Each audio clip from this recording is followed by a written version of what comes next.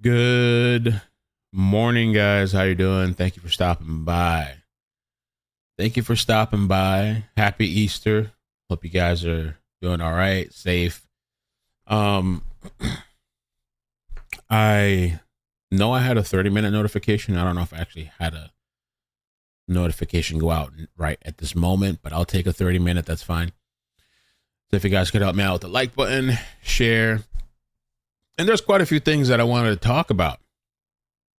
I actually recorded a video last night I was going to post today about this whole situation. And abruptly last night I had to leave pretty late at night to go get my daughter randomly. I don't leave it at that, but um and so I slept on the video and I was like, you know what? I'll wait till this morning. And then more stuff came out today. I woke up today, more stuff came out. And I was like, you know what? Let me just do a live stream because I could play part of the video. We can do the live together, So that's what I'm gonna do. Here I am. You guys got the 30-minute notification. Okay, that's fine. I'll take it. It's better than nothing. you know. So the first thing that I want to kind of talk about is the whole situation with Austin Metcalf's father. You know, he's been very vocal, but so have everybody else, and so has the Carmelo Anthony family.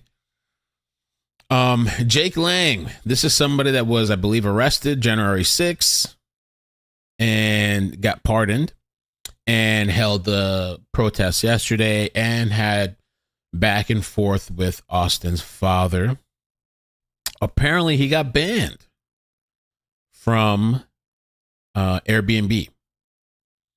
Manny, thank you for the 10. I appreciate that. Hey, Mel, I just want to thank you for being you, and your commentary and streams have really got me through this 4-day weekend. Oh, I'm sorry. So shitty and depressing. I'm really sorry to hear that. But I'm glad that I could help get you through. You'd be surprised, like the shit that I go through or deal with too, right before I get on or whatever.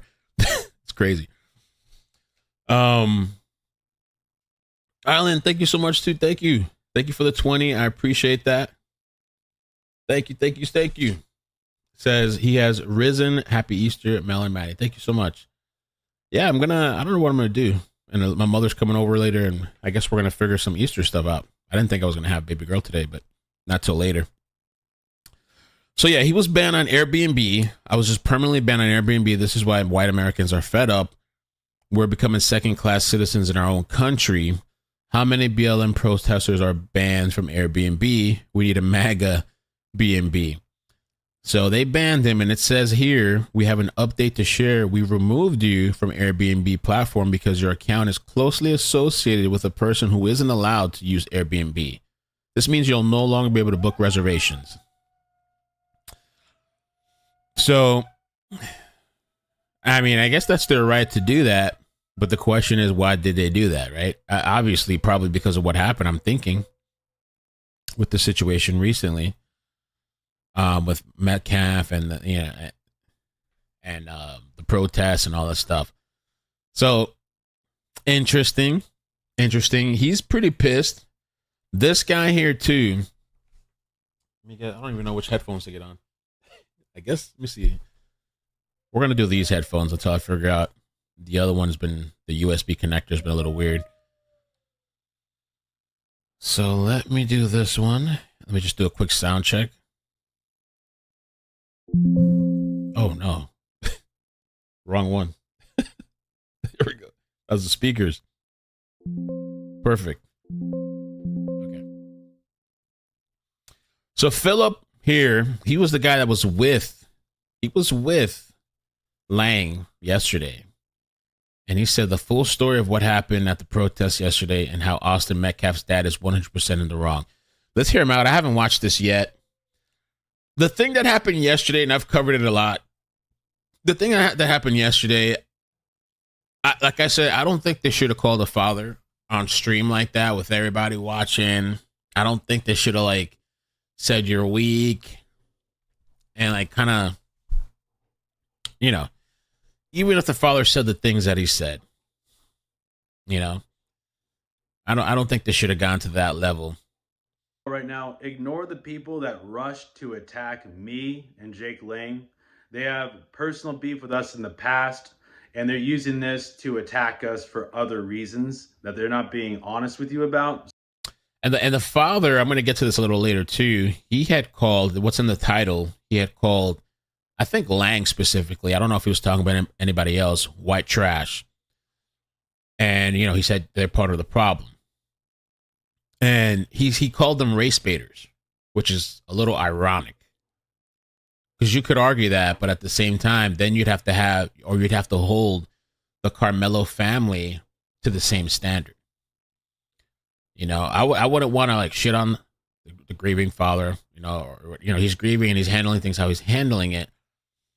But you can make those very same arguments for the Carmelo family that claims everything they've done is made it about race, and they've shitted on the father publicly multiple times. So ignore that. We're going to give you the full story right now of what went down yesterday, where we had a peaceful protest against anti-white racism and violence. Now, we went there and we had a peaceful protest, and we're doing everything we were supposed to do. And because Jeff Metcalf, Austin Metcalf's father, saw the poster and it says protect white Americans, he says, okay, I don't like the way that sounds, so I'm going to send my handler. I'm going to send my handler to attack, destroy, and humiliate these people, not to have a good faith conversation. And the handler that I think he's talking about, there was this black guy that was with Jeff, the dad. And he put them in contact. They were talking on the phone, and he had a interaction with Lang back and forth. And some people have calling that person his handler. I have no idea who that guy is. Not to say, hey, just want to let you know respectfully, there's some things that I don't want you to do. If you had come to us, you know, at the beginning of the protest and said, there's a certain thing that I don't want you to say, then that would have been fine. That would have been cool. You didn't do that. You sent your handler in to try to destroy us, and you had him wait until the very end of the protest, after we said everything, after we did all the speeches, all the interviews, wait till then, and you sent him in to destroy us. That's what you try to do. Try to ambush us.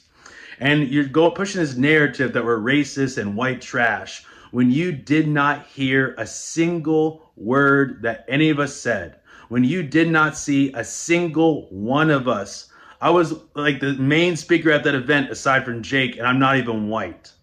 You don't even know who you are talking about. You don't know anything about us. And you're throwing all this hate and vitriol at us because you had this planned out from the beginning. And when you get on the phone, right? And here's the funny thing. At the very end, he shows up, your handler shows up. And he could have come with any tone. It could have been nice, but he comes with hostility, with a clear objective to take us down. And we don't even know who he is at that point in time. We just think he's some random dude who's upset because we said the truth about certain things, about, you know, racism against white people and how they are the victim of terrible things. We're thinking, okay, he's upset that he heard that or something, but really he has an insidious agenda that you sent him with, and that's really what was going on there.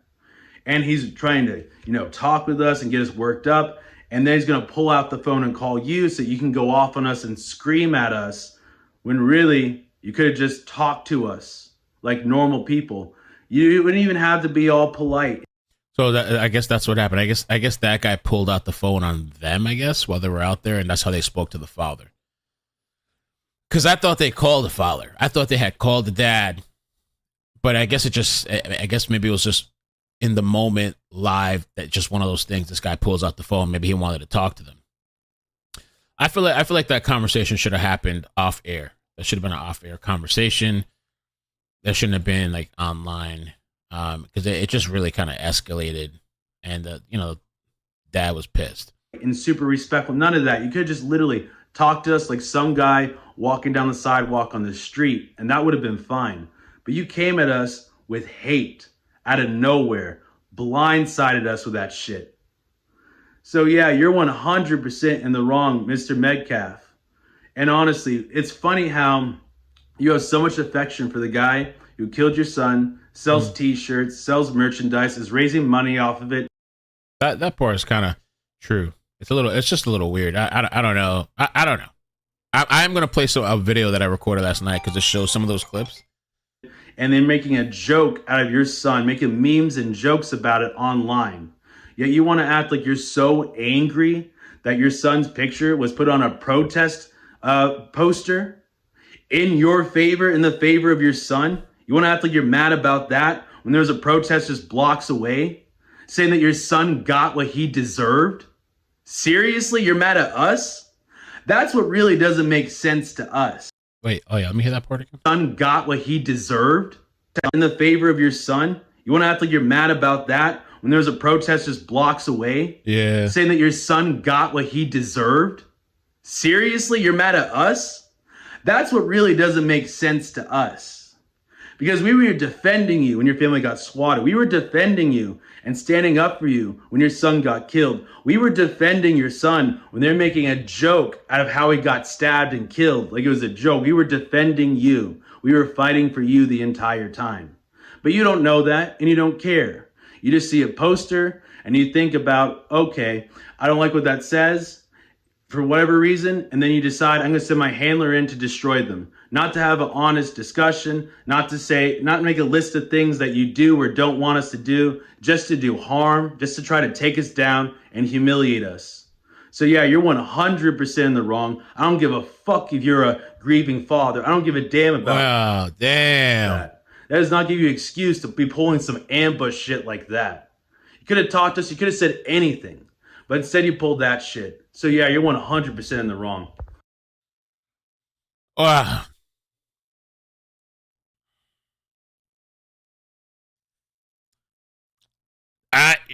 I could totally understand why the father wouldn't want to speak at that event, and he doesn't have to. I could totally understand that. He did snap on him. He doesn't want to be associated with that. Maybe he's upset his son was on the flyer. The other thing, and this is no surprise. I don't know. I really don't know why Jake did this. This guy Jake, he posted yesterday. This part. First of all, I don't agree with this. Like posting, like going over there. Here's the blood stain. Some people are saying it's not. Some people say it is. Here's the blood. I think this was because they had a fallout with the father, and I think he did this to kind of like, just my opinion, like to kind of like rub it in type of shit. I don't know. But anyway, he made a post and he goes, "I broke in to the stadium," something like that. I broke in or whatever. Why would you post some shit like some dumb shit like that? The text, "I broke in to get this." I forgot the exact words. So now Frisco Independent School District files charges against Jake Lang for sneaking into the stadium where Austin Metcalf was murdered. And so Alex Jones says journalism is not a crime, and I bet they don't reduce his bond. Thing is, this if you call yourself a journalist or you consider yourself a journalist, or if you are a journalist, that doesn't make you above the law. What the fuck? You know?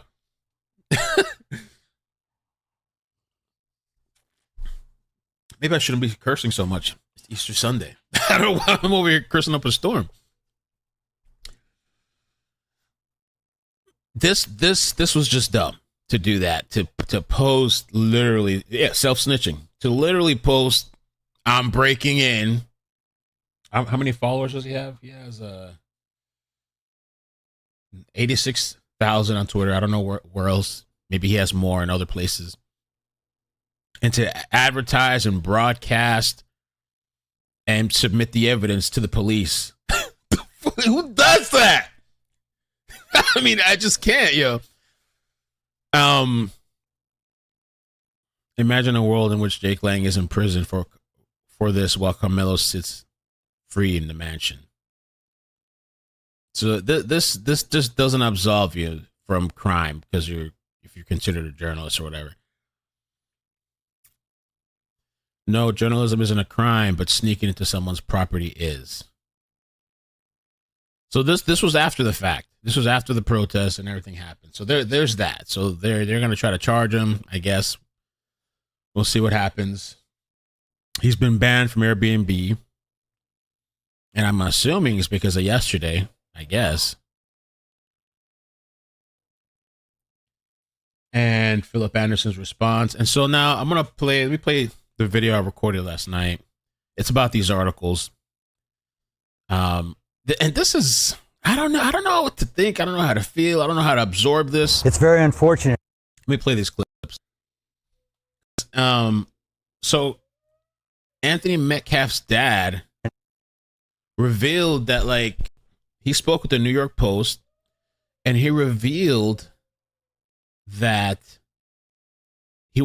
when he went to that press conference, he was hoping to pray with the Carmelo family. And I'm just like, wow.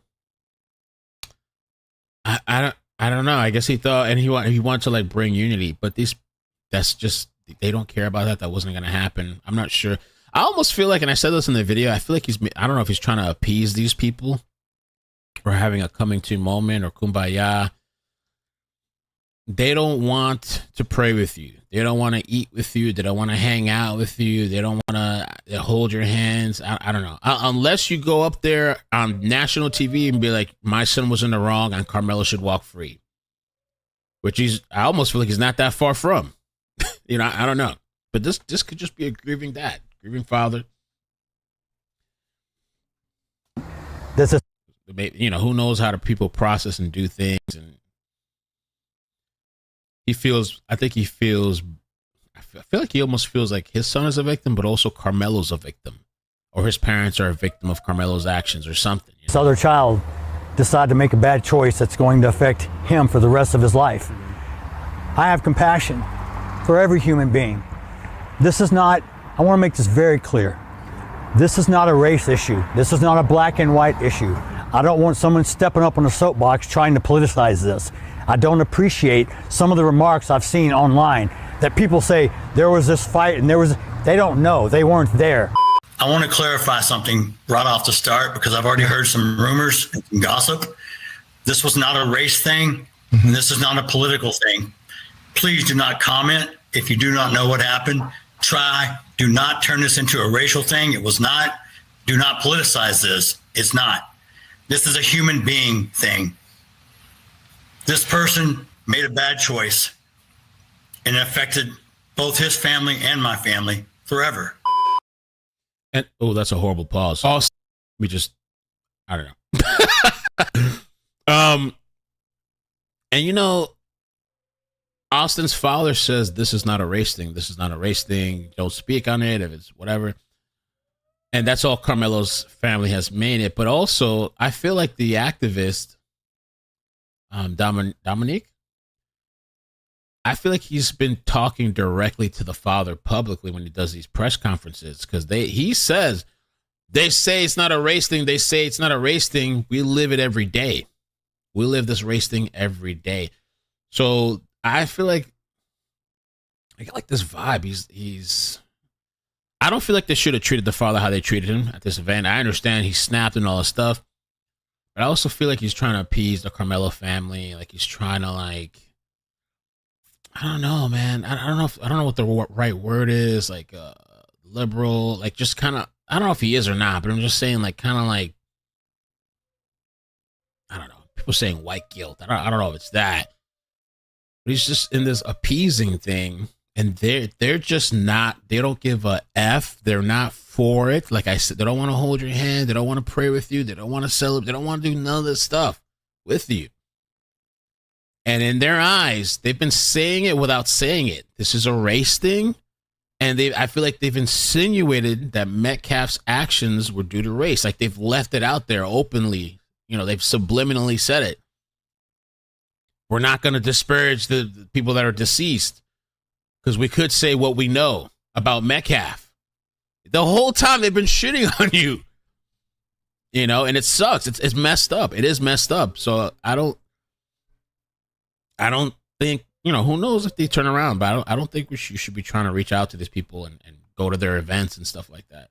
They said it's the last time they're going to talk. Then Metcalf's father has gotten pretty vocal. He broke his silence, and I'm not talking about that phone call that came out. He spoke with the New York Post. Okay, he is being a Christian. Well, I've seen a lot of people argue that too. Maybe that's what it is. It's just Christianity, forgiving. Because he did say he's going to leave it to God. Kind of like, I thought he said something about, like, you know, he forgives him and he's going to just, God's got him or something like that. So that it could be a religious thing. and he's expressed himself how he felt about the press conference that happened and how when he was kicked out. And also he expressed this protest and called the leader of it, I guess, white trash. How did they let white trash into this place? So it's interesting to see what's going on with him. And he had said that he felt disrespected when he showed up at the press conference. And he mentioned here that he had hoped he could pray with the family of his son's alleged killer, but wound up feeling disrespected. And I had some type of feeling maybe that's what he was thinking. Like I said, like a kumbaya moment. Everybody grieves differently. And he said that he felt they should have, and it could just be his religion. Like you guys are pointing out, and some people have said, maybe it's just Christianity. And, you know, maybe he was hoping to pray. And he did say he wanted to unite people. Pulled him up to the front and said, "We're sorry, our condolences. The only thing I would have said is, okay, can we pray together and show the world we're united?" He told the Post on Saturday. And we know they got pranked. So he said he had hoped for an apology, for condolences. And I was thinking about that. These people, one, they don't think they're wrong. They don't feel they're wrong. They feel they're justified. And they feel their son was justified. They don't feel there's anything to apologize for. And the father, you know, everybody grieves differently. And you can't tell people how to grieve, right? But, you know, one of the first things that stuck out with me is the father, Austin's dad, was, you know, I forgive him. He forgives his son's killer. I know they have someone in custody. Yeah, we do. And you know what? I already forgive this person. Already. God. And you know, one of the comments that I saw on Twitter, I don't know if this is messed up or not. Somebody had said that he forgave his son's killer before the body was even cold. I feel like the forgiveness thing, it can be a religious thing. It's a personal thing. And I sometimes think it's a way to cope for some people to deal with whatever trauma. All right, you know, just I forgive. And I remember JLP would say when you forgive somebody's bullies, you're not forgiving for them, you're forgiving for you. So that could be a part of it too. You know, I don't know. God takes care of things. God's going to take care of me. See? God's going to take care of my family.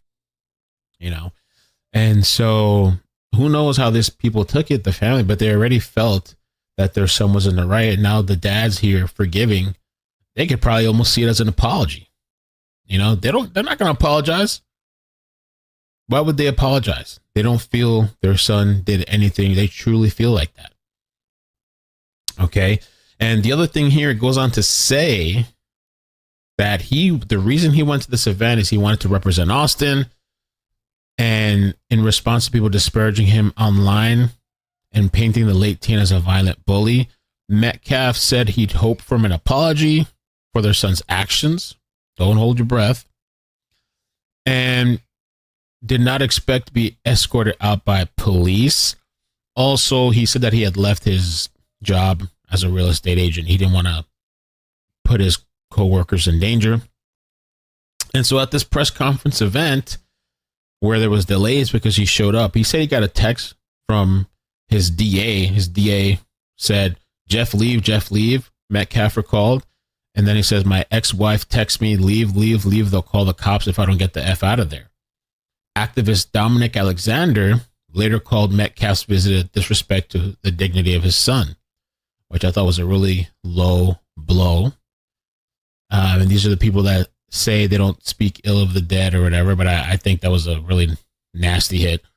Metcalf did not care for Alexander's comments. After I leave, that Dominic just gaslights the ish out of me, says I'm so disrespectful, I'm disrespecting the dignity of my son by showing up. And I'm just like, whatever, dude. My character has been assassinated, or they've tried to assassinate my character. This is my point. We're both victims. My son's dead. Their son will be in prison. But at the end of the day, Carmelo needs to be held accountable for his actions. And he said, but it's the end of the day. I guess I'm going to say at the end of the day, Carmelo needs to be held accountable for his actions. And this is the assumption. The dad's making the assumption their son will be in prison. Maybe not. Maybe he'll be let go. Maybe he'll get out. Maybe he won't. Maybe he'll be found not guilty. The family, I don't see them apologizing. Maybe you'll get some type of condolences thing. I don't see them apologizing. Austin Metcalf's dad trashes Protect White Americans protesters who held a rally for the slain teen. They don't give a ish about my family. And he condemned the local groups there. And he said they're all are race baiters, Jeff told the Post. Effing people that want to spew their narrative for their own agenda. They don't give a ish about my family, about Carmelo Anthony's family. And then he goes to make this comment and says, I want the superintendent to explain to me how you let this white piece of trash on school property where my son was murdered less than 2 weeks ago. You guys comment below. Tell me your thoughts about this. I see a lot of comments on Twitter. Some people saying white guilt, white guilt. I can understand why he wouldn't. I mean, imagine this guy, the father, speaking at this rally or protest. I don't think it would be the appropriate time. I don't think they should have done that call on the phone like that while streaming. I think they should have spoke beforehand. But also the father snapped. The father snapped. And I don't know why I get this vibe. And I kind of had it from the very beginning, maybe, of some type of I felt like he wanted some type of, which you could say is not bad, I guess. I don't know. I mean, I feel like this needs to work itself out in court. He wanted a unity moment, a holding hands moment, a kumbaya moment with this family. And that's not going to happen unless he goes up there and says, you know what? My son was in the wrong, which he's almost like not that far from being there. It feels like almost. And he's going to have to be the one, if he wants to appease. That's what it is, maybe, like appeasing these people, I guess. If he wants to appease them, he's going to have to apologize, get on his hands and knees, and say he's sorry. I think that's to the point. There is no satisfying unless you're literally willing to just get on your hands and knees and start kissing their feet. I don't think it's right for him to get attacked. I know some people are kind of piling on. I saw some of the stuff on Twitter and stuff piling on. I don't know what it's like to go through that. I hope to never. Okay. I don't know. Let's see what else was there. There was somebody too that had equated. It might be going far, but there's somebody that had equated the father to the skit from Dave Chappelle, where they're I think they're like on an MTV set. There's a skit and there's all these people there. Everybody's like black, and there's this white kid that comes on set, and he's like, "Hi, this is my dad," and he has like this aluminum foil stuff, and he's like, "I brought brownies," and the guy's like, "Oh, you got weed?" And they all start laughing, and so then they start kind of like yelling at the father, and he's like, "Oh, why are you looking at me like that?" "Yeah, he's looking at me a certain way." "Why is he looking like that?" "Why is he looking like that?" "Yeah, he's looking like that." They all start screaming at him. He's like, he starts literally like looking up. "I'm not looking at anybody. I'm not looking at anybody." And in the skit, one of the guys walks by and stabs him, which is pretty. The skit is funny, but in comparison, you think about his son. But I guess they're trying to say that the dad is just out there, just, I guess, catching strays everywhere, I guess. I don't know. Yeah, it's just a messy situation. I have another live that I'm about to start. There's something going on, so we're gonna cover that. But I'm making a quick thumbnail. Let's see here. It's just a situation live that's going on.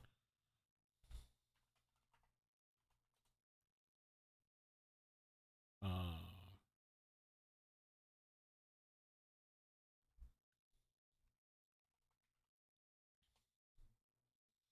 don't know what to say here. Let's see.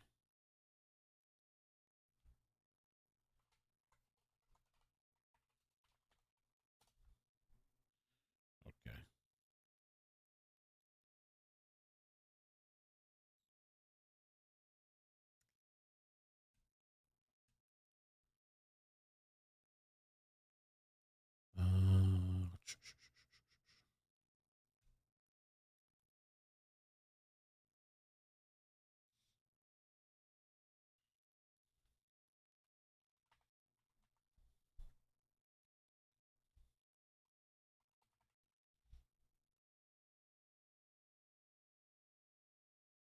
I don't know where that's at, actually. What's going on over there?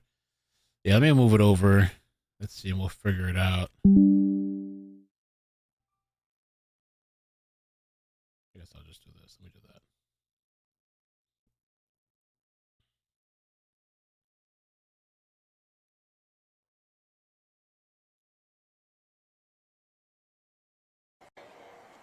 that. Massive police response. Okay.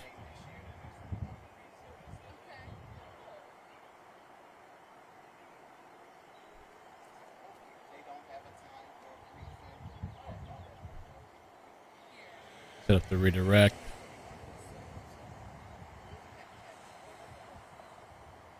I wonder how his father would feel though, if Carmelo Anthony walked away free, was found not guilty. Would he still feel the same about everything? Yeah.